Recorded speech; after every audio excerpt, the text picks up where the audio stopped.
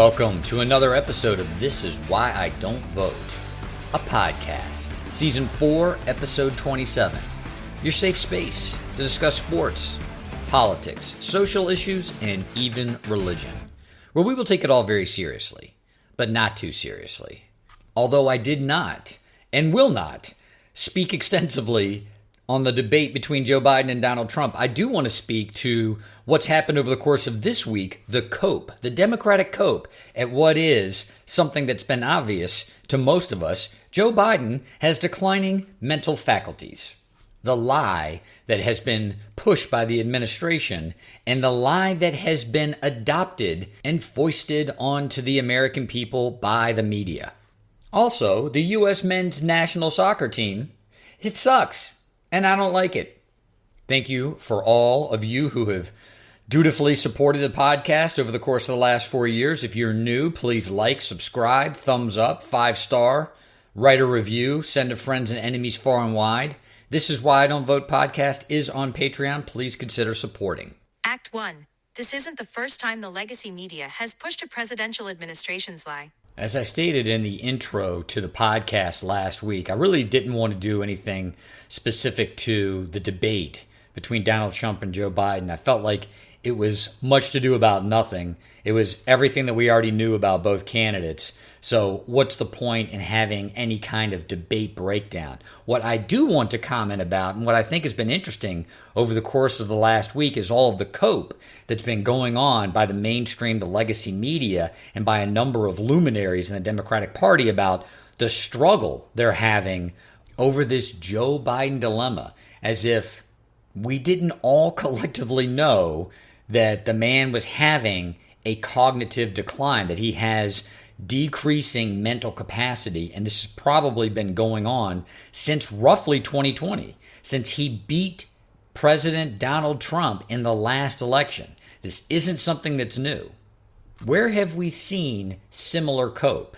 Where else have we been told as a public not to trust our eyes and our ears, not to trust the things that we've seen, not to trust the things that we've heard, that someone else knows better, and that we just don't know the full story? And we need to trust. We need to have faith.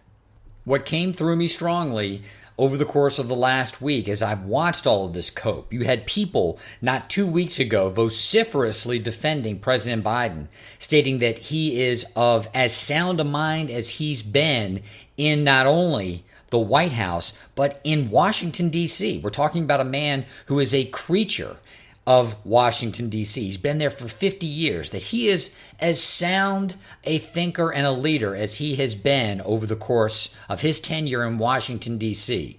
To then not a week later, 2 weeks after these types of things have been uttered, to see this debate performance and say, oh, now things need to change. We may need to go in a different direction. This isn't the first time that there's been this collective deception by the mainstream or the legacy media. And what came through me was Vietnam. And that probably came through me because Biden has often tried to compare himself to Lyndon Johnson. The ambition that Johnson had when he came into office with regard to social programs, with regard to governmental programs that were supposed to help everyone in American society. Most of those programs were derailed by one thing, and that was Vietnam. Months turned into years where American bureaucrats in the military and in the Washington, D.C. infrastructure came back from Vietnam saying, we're winning this war. All we need is X. All we need is Y. This thing needs to happen. This thing doesn't need to happen. We need to avoid this, and we're going to win the war in Vietnam. And the American people were told this over and over and over again. Politicians, military leaders, soldiers, analysts, and most importantly, members of the news media. This newly formed pundit class that was part of the new media lexicon. These were people that were coming onto TV as purported experts, and they were supporting whatever the administration line was. We're winning in Vietnam. We're winning in Vietnam. We're winning in Vietnam. As we know now, Most of that was bullshit. Most of the people who uttered those words knew it was bullshit. But there was a subclass of people that wanted to believe that it was true. Whether or not the data supported it, whether or not they were contradicting what they had seen and heard, they wanted to believe it. They wanted to support the administration line. We were beating the enemy in Vietnam. We were killing the enemy in Vietnam, whether that be the North Vietnamese Army, the NVA, the army that was in northern Vietnam, or the guerrilla army, the Viet Cong. This was the army that was in South Vietnam that was blending in with the population, that was causing so many problems for American soldiers to distinguish friend from foe. Although it was a difficult job, we were winning. We were killing the enemy. We were protecting the civilian population. We were beating the enemy in the field. All it took was a little more perseverance. I won't go into all the details, but in January 1968, the NVA and the guerrilla army in South Vietnam, so that's the NVA, the North Vietnamese Army, the organized military in North Vietnam, in conjunction with the Viet Cong, that's the guerrilla army in South Vietnam, they launched a massive, coordinated, nationwide attack during the Tet holiday. You can go and look it up. The point being that the American people, for years, had been told by their government, by their military, and by the pundit class, the people that were basically saying to them, you don't need to trust what you are hearing, what you are seeing, you just need to trust us. They were told that we were winning in Vietnam, and it was just a matter of weeks, mere months, and we would have total victory. And here, in the January 1968 Tet Offensive, North Vietnam and South Vietnam, the guerrilla army, the Viet Cong, and the NVA are able to coordinate hundreds of thousands of fighters attacking different positions all over South Vietnam. The story was immediately clear. We were not ready to defeat a defeated army. This was an organized, well-equipped, well-coordinated military that was still willing to fight and very much in the fight. Now, again, you can go look this up. Your Google machine is full of all sorts of interesting facts and tidbits. On the battlefield, the U.S. slaughtered the NVA, slaughtered the Viet Cong. It was a very lopsided victory for the United States. Even though the U.S. was attacked and initially suffered a lot of losses all over South Vietnam, because of the weight of the firepower that the U.S. could bring to bear, the U.S. military killed a lot of Vietnamese soldiers, North Vietnamese soldiers, Viet Cong soldiers, very important soldiers to the infrastructure of their military. It was a strategic defeat for the NVA. It was a strategic defeat for the Viet Cong, and it was quite a major loss. Without them knowing it, it was a huge victory on the public relations front. It was a huge victory in the United States. Why was that? Because the U.S. population, who had been told that this was a defeated army and all we need to do is basically keep our foot down on their neck and we would win the war, they realized this is not a defeated army and we were nowhere close to winning that war. It was going to take years of continued fighting and heavy losses for the United States to be able to win in Vietnam. And most people in the United States at that point didn't have an appetite for that. And why did they not have an appetite for that? Because they had been lied to about expectation. What are the expectations here? We just need to hold out a few more months making this huge commitment to this small Southeast Asian country, and we're going to see total victory over communism. We're going to achieve all of our goals and wrap up this chapter of democracy over communism in geopolitics, part of American history. Nope, that's not how it's going to turn out. It's going to be a slog. It's going to be a decades-long fight. It's going to cost billions and billions of dollars, money that could be spent on domestic programs that the president had promised. It is precipitating a draft, so you're taking many of the most capable young men in the country and some of the less capable ones, and you're putting them into a military situation that appears uncertain, that many Americans are starting to question the efficacy of why we are there. And here's the real focus of this segment, dear listener. If the government had prepped the American people differently, had told them, look, progress is slow, but progress is being made, and here are all the things that we need to achieve in order to see victory in Vietnam in the next 3 to 5 years, it may, and I put that into quotes, it may have been a different story. Of course, you had a number of different political considerations to telling the truth, to telling the American people that we weren't weeks, if not a few months away from victory in Vietnam. Namely, that Lyndon Johnson had become president because the last president was shot and killed. Johnson, like any other president of the United States, is primarily a politician. So he's thinking about political capital. Where is this going to put him in his reelection bid if he's unable to guarantee a victory in Vietnam in short order? But the point is, that a promise was made that many people making the promise knew was bullshit. A promise was made that they knew was never going to be fulfilled, and it was only a matter of time before it was exposed. And then you had that subclass of people who were just buying in hook, line, and sinker, who had every faith that what they were saying was true because someone that they trusted in an elected position, a politician, or a bureaucrat, or again, now this new pundit class that's coming in as experts on the nightly news. These people were telling the American people we're just this close to victory. The U.S. was, after the sound strategic win from the Tet Offensive, they were closer to victory. The United States military was closer to victory. The problem was no one believed it anymore, because they'd been lied to about how close victory was at hand prior to the Tet Offensive, and no one wanted to believe anymore the bullshit that was coming out of the administration, that was coming out of this pundit class, and particularly, no one trusted the media. The media parroted the administration line for years and wasn't able to independently verify whether or not it was true.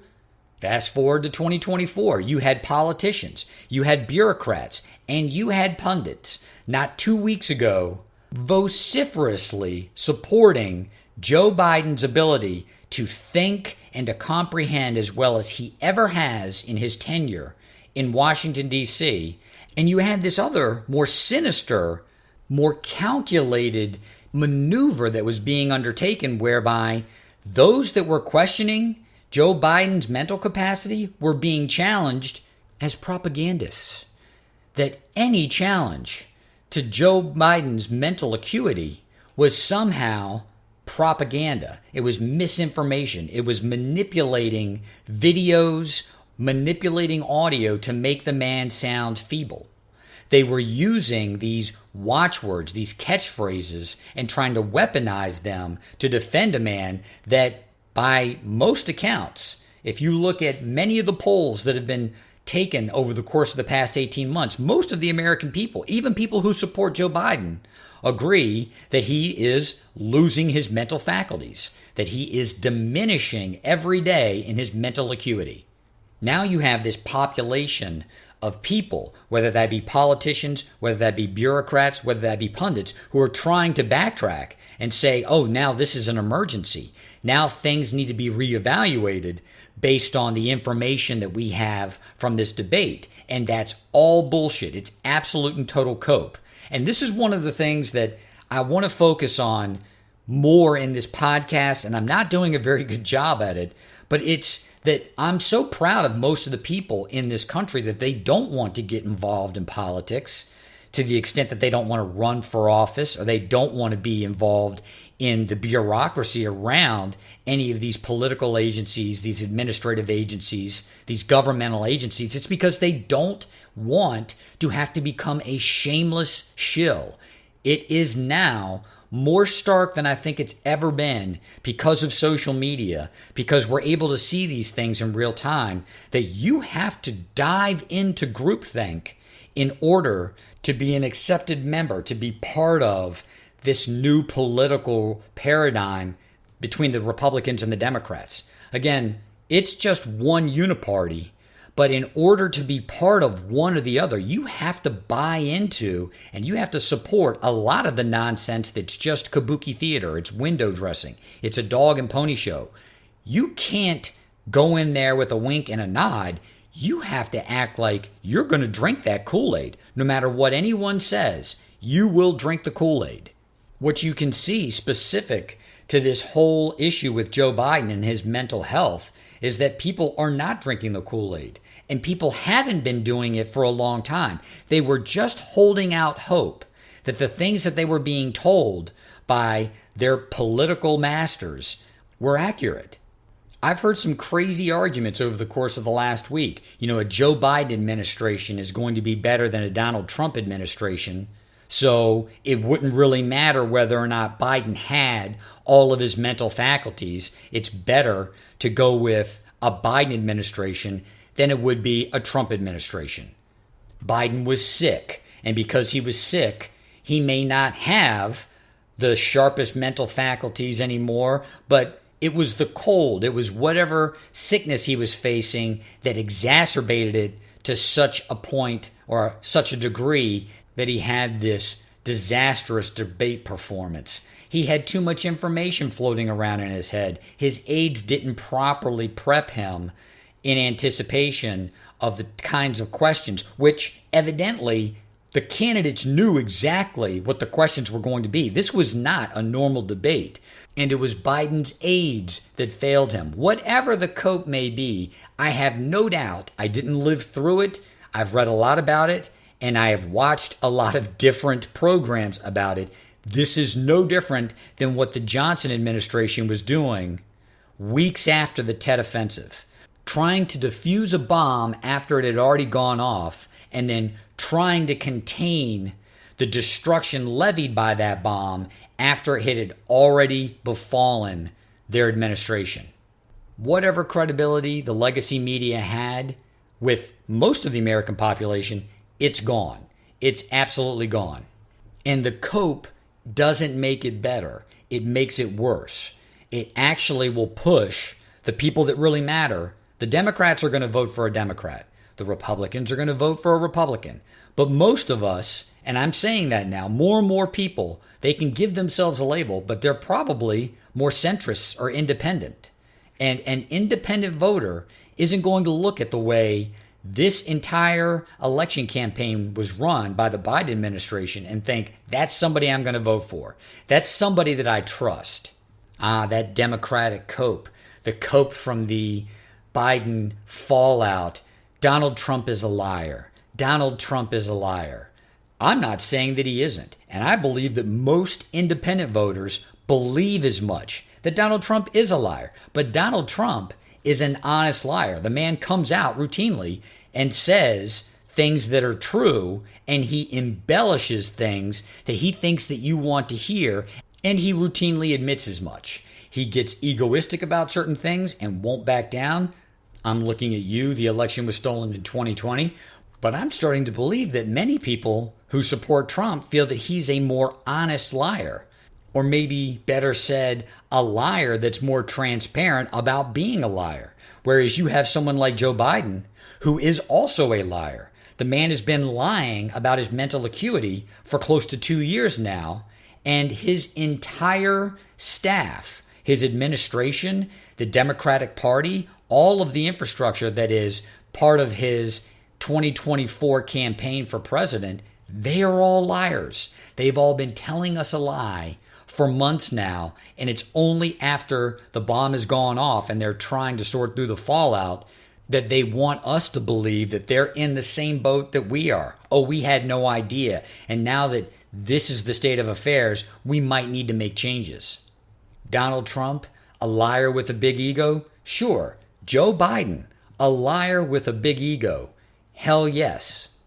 I'm not saying it would have worked, but just like in Vietnam, If the truth had been told, if people had come out and said, Joe Biden isn't as sharp as he was in 1984, but in 2024, he can still do a number of the things that he has done in Washington, D.C. for the course of his 50-year career, and he can do those things for at least 4 more years. Maybe when you see some of these disastrous video clips, these audio clips, these performances, maybe they would have been an easier pill to swallow. Maybe it would have never worked out. There are many people who will argue that after the first year in Vietnam, we knew we were going to lose. There was nothing that we were going to be able to do to change the course of that war. It was always going to end up the way that it did. It was just a matter of how long it was going to take.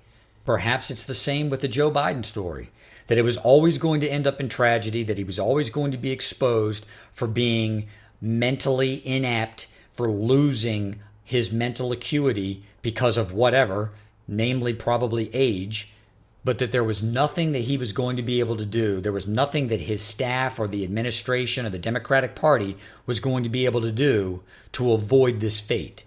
The most tragic part of it all is that they've been using this bullshit line that democracy is at stake in this election.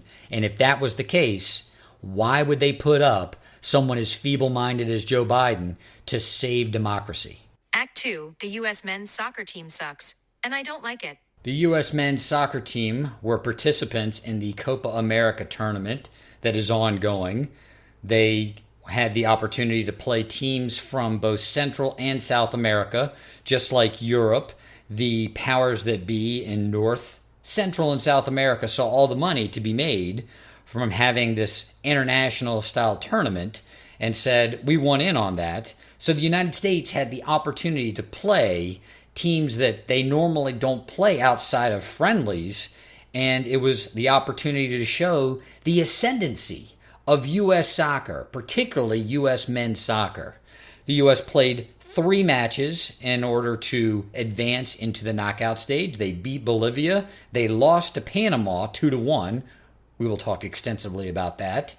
Extensively being maybe 120 seconds. And then they lost to Uruguay. Uruguay being one of the powers in South America and a perennial top 10, top 15, at least top 20 team in men's soccer worldwide. I, like many, don't understand why the United States men's national team isn't better than it is. You may not care for football, soccer as we call it in this country. You may not care for the sport at all, whether it be men's or women's. It doesn't matter. The point is, in a nation with close to 400 million people, how is it that we can't assemble 20 swinging dicks to run up and down that field and score more goals than 90% of all the other countries on planet Earth? Another lackluster performance from the U.S. men's national team in an international tournament with top caliber international talent. The only team that has any international acclaim that the United States seems to be able to get over on is Mexico. And by way of the United States being able to get over on them, Mexico has lost its international luster. The U.S. opened the Copa America tournament by playing Bolivia and winning 2-0. Bolivia not being, even in Central American or South American circles, a soccer powerhouse. The next game was against Panama, a team that the U.S. is familiar with, plays frequently as part of its regular conference, if you will, or at least international tournament opponents. One of the U.S. players commits one of the dumbest fouls I can remember seeing in soccer, period. Whether it be club, whether it be college, or the MLS, whether it be in an international tournament for different national teams. He just elbows a guy in the back of the head. It's a clear red card, even though I don't think the foul was nearly as egregious as, of course, the player embellished it to be. But it was a clear red card, so for a good 70 or 75 minutes against Panama, the U.S. is down to 10 men.